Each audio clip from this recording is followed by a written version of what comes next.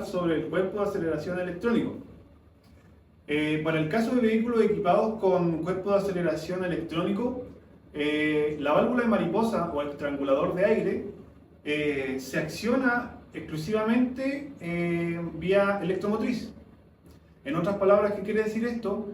Que el conductor expresa su requerimiento a través del pedal cuando uno lo presiona y de ahí se transmite a la unidad de control de motor.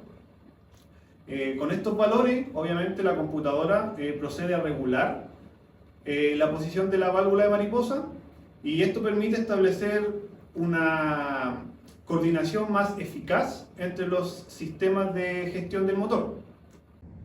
Bueno, con la evolución de la mecánica durante los años se incorporaron los sistemas electrónicos en la parte de la inyección y anteriormente contábamos con un cuerpo de aceleración de manera mecánica, el cual al pisar un pedal se regulaba de manera directa la mariposa de aceleración a través de un cable o chicote.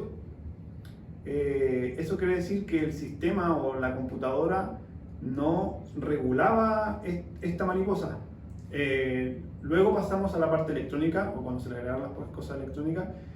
¿Cómo se regulaba esto? Que al pisar el pedal regula de manera indirecta la posición, ya que un motor eléctrico que se encuentra dentro del cuerpo de mariposa regula la apertura o cierre de esta. El sistema influye sobre la posición y todo esto lo realiza para poder gestionar de mejor manera las emisiones, el consumo, la seguridad y los requerimientos del conductor. Si hablamos de los componentes en general del sistema, tendríamos el módulo de pedal, el cual detecta la posición a través de los transmisores y este emite una señal, el cual llega a una unidad de control, que es la unidad de control del motor.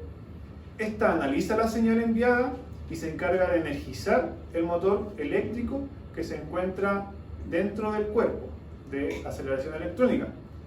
Y a su vez este mismo controla el paso de aire a través de la apertura de la mariposa, abre o cierra. Y además también contamos con un testigo de avería, el cual nos informa a través de un código si tenemos algún problema en este. Bueno, refiriéndome a los componentes internos de la mariposa, del cuerpo de aceleración electrónico, nos debemos enfocar básicamente en la parte inferior, donde nos encontraremos uno de los componentes más importantes del cuerpo de aceleración, que es nuestra unidad de control, la que básicamente contiene casi todos los componentes que hacen que funcione esta mariposa. Bueno, tenemos interiormente de la unidad de control unas pistas, que a esto se le llaman contactos de cursor. A estos contactos de cursor tenemos anclados, entre comillas, unos transmisores de ángulo que se podría decir algunas escobillas, que nos permiten medir el ángulo en que está la mariposa. Posterior a esto, en nuestra otra cara, tenemos unos engranes plásticos y un engrane más robusto. Un engrane que es más importante, que va obviamente con juego a las escobillas y a nuestras pistas, que es nuestro engrane recuperador por muelle, que es básicamente lo que nos permite mantener el movimiento de esto. Anexado a esto vienen los dos otros engranes, que principalmente uno es plástico y otro es más robusto, como les había dicho anteriormente, que el engrane más grande plástico es el que imita el movimiento de la mariposa, de la apertura, del porcentaje de apertura de la mariposa. Y el otro, como había dicho, que el más robusto es porque este necesita ser más fuerte, ya que tiene que conllevar el movimiento del motor eléctrico de la mariposa. A esto también le debemos agregar que para entregar energía necesitaremos unos puertos que de manera más vulgar se diría como un enchufe.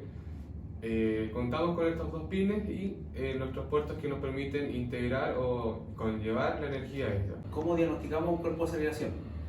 En primera instancia nos vamos a encontrar con algunas fallas al minuto de ir conduciendo el vehículo, ¿cierto? Una aceleración lenta, falta de aceleración, un ralentí alto, inestable.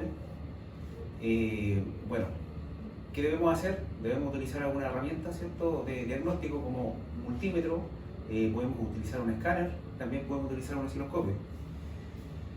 Al utilizar el escáner nos va a marcar unos códigos relacionados con el cuerpo de aceleración. Lo ideal con esto es que podamos ver los datos en línea o datos en vivo del vehículo, ¿cierto? Donde nos va a marcar los voltajes en los que está trabajando el cuerpo de aceleración. Como código también nos puede mostrar el escáner voltajes altos en el sensor, voltajes bajos, y debido a esto nosotros vamos ya a dirigirnos, ¿cierto?, a diagnosticar nuestro equipo. ¿Cómo lo vamos a hacer?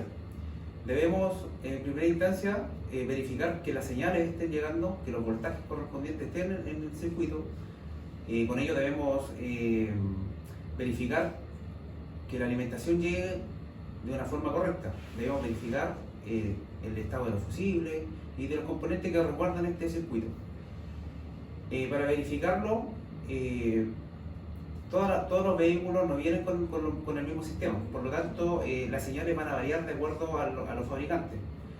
Por lo tanto debemos apegarnos, ¿cierto?, a las instrucciones que nos da el manual de mantenimiento. ¿Qué podemos hacer con nuestro multímetro, ¿cierto? Podemos verificar, como les había mencionado antes, las señales. Podemos ver algunos valores, en este caso en el valor de la señal del TPS, ¿cierto? Podemos verificar que el voltaje llegue entre 0,3 a 4,7 volts aproximadamente. Esto va a ser referencial solamente porque todas las marcas no trabajan con los mismos voltajes. También podemos ver con nuestro multímetro, podemos medir, en este caso, continuidad, ¿cierto?, desde la ECU hacia el enchufe del cuerpo de aceleración. Podemos también medir aislamiento y también obviamente podemos medir voltaje. También lo ideal es medir resistencia en la escala de ohm con nuestro multímetro al cuerpo de aceleración en sí. Si este supera los 5 ohmios, debería estar en falla algún componente. Lo ideal es que nos marque una resistencia un poco más baja, alrededor de unos 0 ohms. Bueno, también hablaremos sobre las bobinas Scoop de 4 pines. Este tipo de bobinas no disponen de cables de alta y es porque van sobre la bujía, por eso el nombre, con la cual se amplifica la resistencia de alta tensión y se mejora la eficiencia de quemado.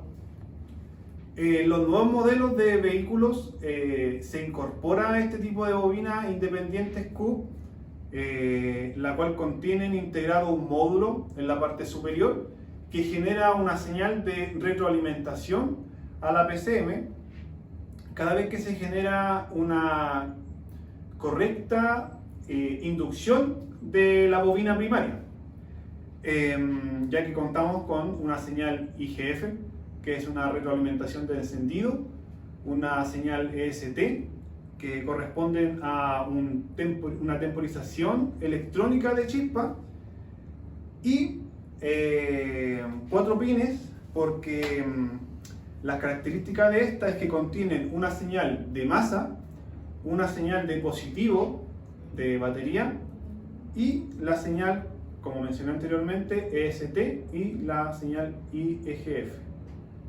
Bueno, siguiendo con los componentes internos, nos pasamos en este caso a la bobina COP de 4 pines.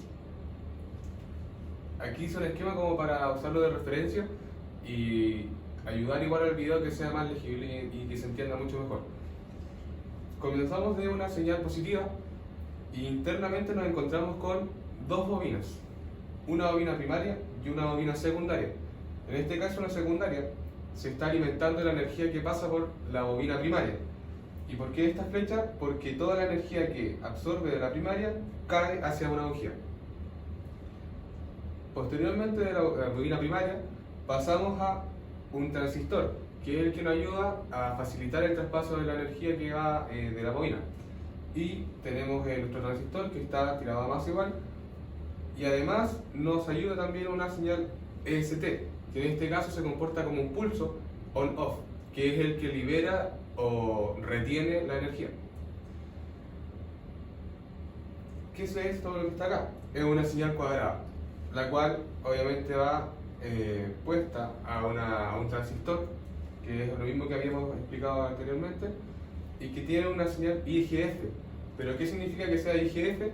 El IGF es un verificador solamente, un verificador si es que la bobina está comportándose o está trabajando de manera adecuada, y esto va a ser para las 4 bobinas que vamos a tener. Todo esto obviamente se va a la ECU, que es nuestra fuente de información principal para retener la información. Bueno, para diagnosticar una bobina de 4 pines tipo Cook, vamos a necesitar un multímetro, un escáner, y también podemos necesitar un osciloscopio. Bueno, en primera instancia debemos verificar que nuestra bobina se encuentre en condiciones, ¿cierto?, aptas, que no se encuentre con grietas, que no tenga ninguna anomalía, que nuestros pines no estén doblados, etc. Podemos medir resistencia, desconectando nuestro enchufe, podemos medir resistencia, ¿cierto?, a la bobina primaria, tanto como a la bobina secundaria.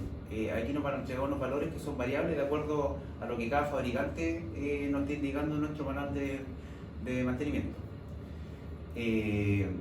Bueno, también pues, debemos, ¿cierto?, verificar que las señales estén siendo las adecuadas.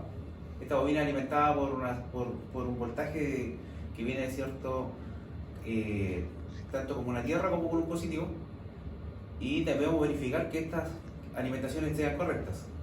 También debemos verificar, si son correctas, debemos verificar continuidad de los cables y debemos verificar aislamiento, que no vayan a estar en cortocircuito a masa, ¿cierto?, o como también a positivo.